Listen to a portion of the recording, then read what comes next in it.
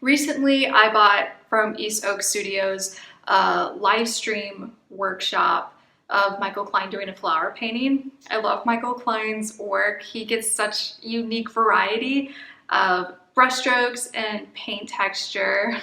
So that live stream of his floral painting was really cool, and I got a lot out of it, and I did a YouTube review on it.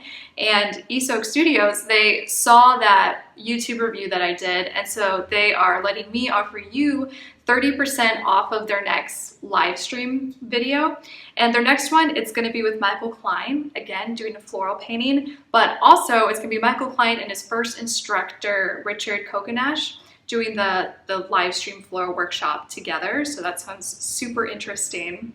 It takes place August 23rd to the 25th, so over 3 days.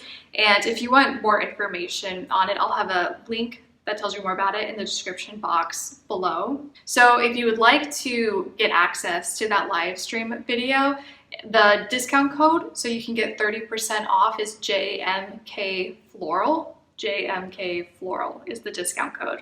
And I definitely got a lot out of the Michael Klein floral workshop that I watched before.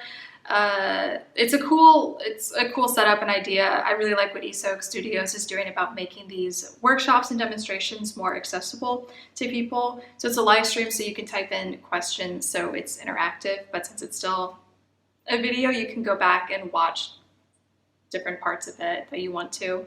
And then I'll also put in the description box below a link to the review I did of the Michael Klein workshop that I watched before, so you can kind of get an idea of how they do it in the setup and everything. Okay, now I'm going to get into the Diary of a Painter. So I have been doing a lot of plein air painting, and I've been really liking it and enjoying it a whole bunch. I think plein air painting is really good for me painting technique-wise and also mentally. It's just been really great to do. So painting technique-wise, why plein air painting has been really good for me is that it's really forced me to loosen up brushstroke wise and also color mixing wise, and you're just forced to do it because doing a plein air painting, you're getting it done, or at least how I am doing it is I'm getting it done all at once, and I'm usually spending about 2 to 3 hours working on the painting. So just that time limit really forces you to work quickly and really look at the big picture of things, knowing that I'm not going to be working in multiple layers. It's going to be alla prima all at once, and also that I can't focus on really small aspects and work on like things I can't like make really precious unless I can do that really, really quickly, because I want to finish a painting in 2 or 3 hours. That's been great, and I've also been taking that into the studio as well. So then when I'm working on these longer paintings that I do, which my studio paintings take from anywhere from weeks to months to complete, there's an aspect technique-wise where definitely when I look at my studio paintings compared to my plein air paintings, they're so different, and I would like to get some qualities of my plein air work into my studio work, and that's the parts of like painting looser and finding that balance between having loose brush strokes but like it being accurate structure wise. So it's not like sloppy painting, it still has that precision to it structurally, but knowing how to really simplify things as much as possible, and that's where then you can fit in those loose brush strokes. So then like one brush stroke can represent like an entire plane of an object, rather than like breaking it down and making things really tight. And also color mixing wise too, it's been nice to really loosen up with that, because with my studio work, I will spend a while mixing up paint mixtures because I want to get that like really nice, perfect mixture that's just gonna like make something sing. But you just don't have that luxury of time when you're painting outside, as things are changing a lot more. Even though I do prefer to work from natural light when I'm in my studio, still having light that's coming through a window or coming through a skylight, it's still more predictable than painting outside, where it seems like, even though like both are from natural light, just like taking the roof away and the walls of your studio, things are way more predictable for how things are shifting and moving light-wise. So making those mixtures, I know that I just have to get kind of ballpark with it, because I know that it's not going to stay that way for too long. It's going to be changing a lot, either from if I'm painting trees and like the trees are literally moving around and leaves are moving and falling, or clouds are going over the sky. So you get like a quality of light that's from the sun, and then from clouds moving over, it changes drastically.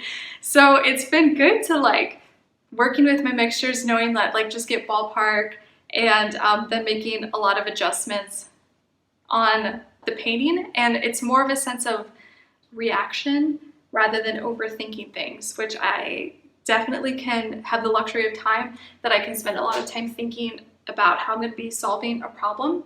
And then when you're like on location and things are changing really fast, you just are reacting. And it's a really good feeling to do that, to just kind of get out of your head and just be painting and reacting to what you're seeing and what like is hitting the panel, and making just like really quick, fast decisions that way has been really fun.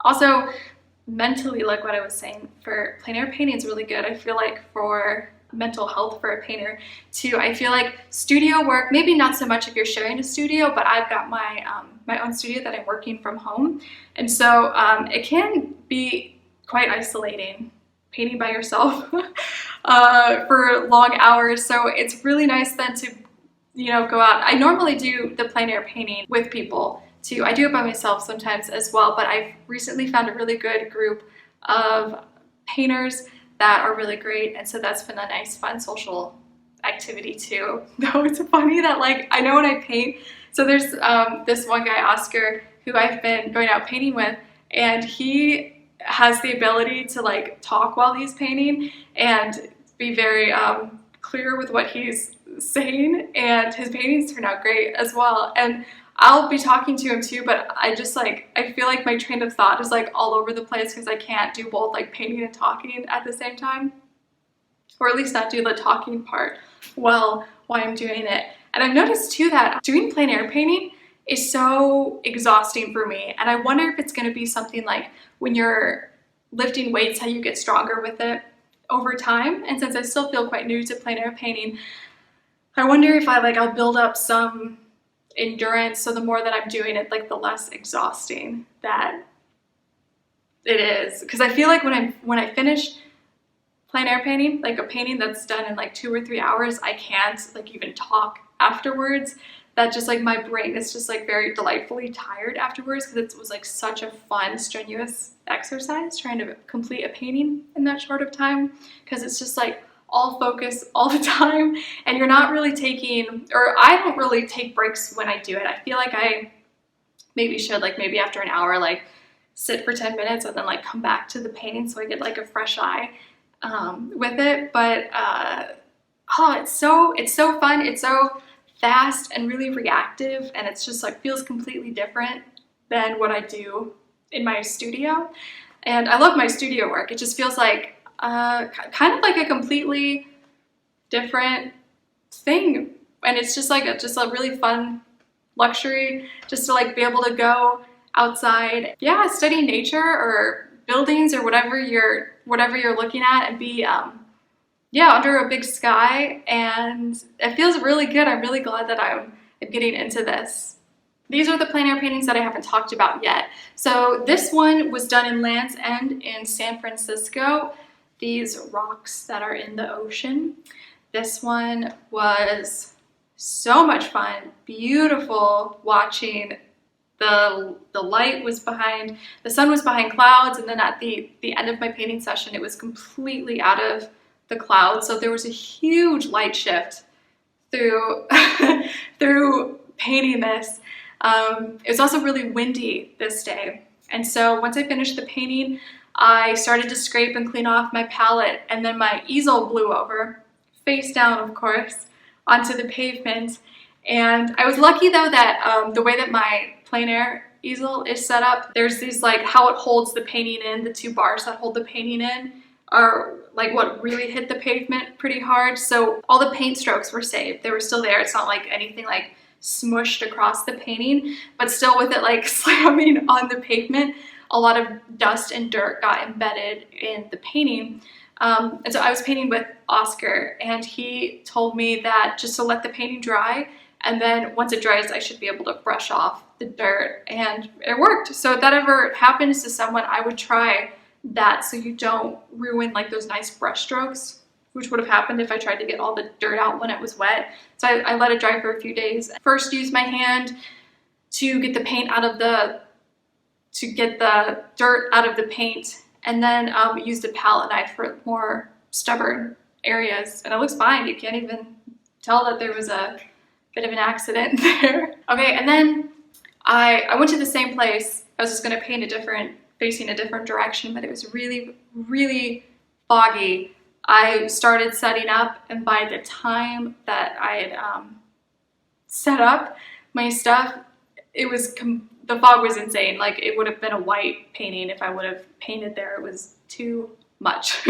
So I packed everything up and I drove to a different location, the Palace of Fine Arts in San Francisco. If you're in the area and if you haven't been to this place, you must check it out. It's free, and it feels like you're not in the city anymore. It's really, really beautiful, and it's really crowded.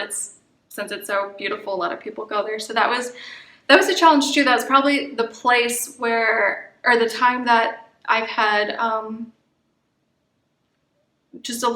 been in a large crowd of people in that area.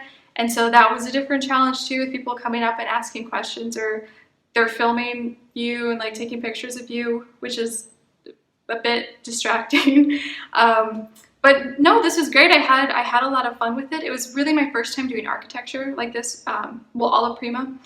So that was a challenge, and I really like what I captured in this with the blues and oranges and those complementary colors. So I like how this guy turned out. The next time I went to Oakland, and I found these garden roses that I really wanted to paint. It was a really hot day, and if I wanted to paint these roses, there was no shade in that area. So I was like, oh, it was like madness painting these. I was just throwing paint down because I was trying to like make my time shorter on this painting, but I think it ended up being around the same time that it takes me to finish one of these paintings, because I just wanted to get out of the heat.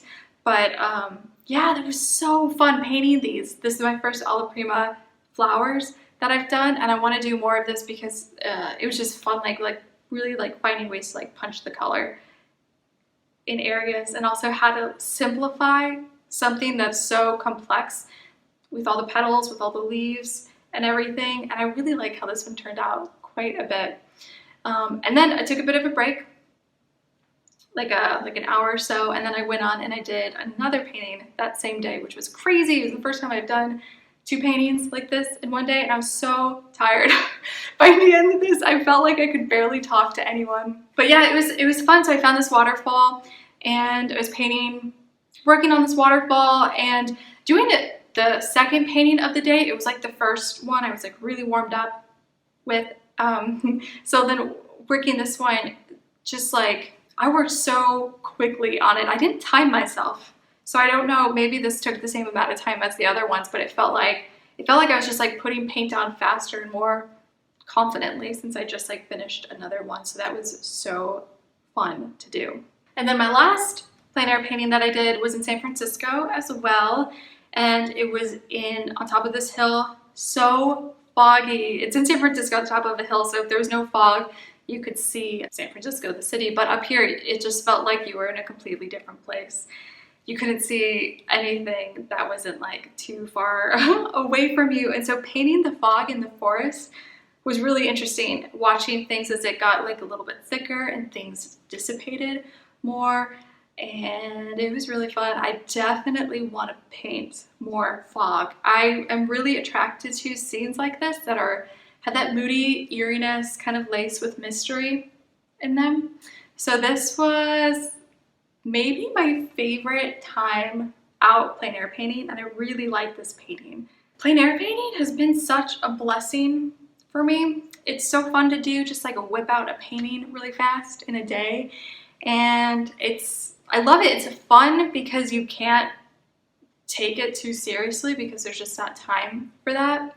So yeah, I definitely recommend it, and it's really good for me. I feel like when I start working on my studio paintings that take a long time to finish, sometimes that can be unsatisfying during the process when you're working on something for so long and you're not getting a final result for a while. I feel like plein air painting is a really nice break.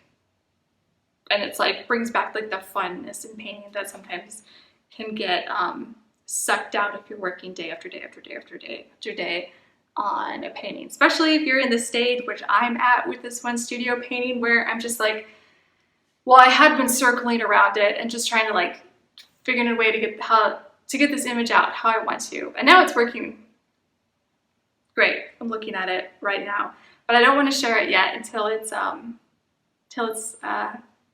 finished probably. And also all of those plein air paintings that I was just showing you, they are all available. So if you would like to own one yourself, feel free to email me at jennifermariekeller@gmail.com.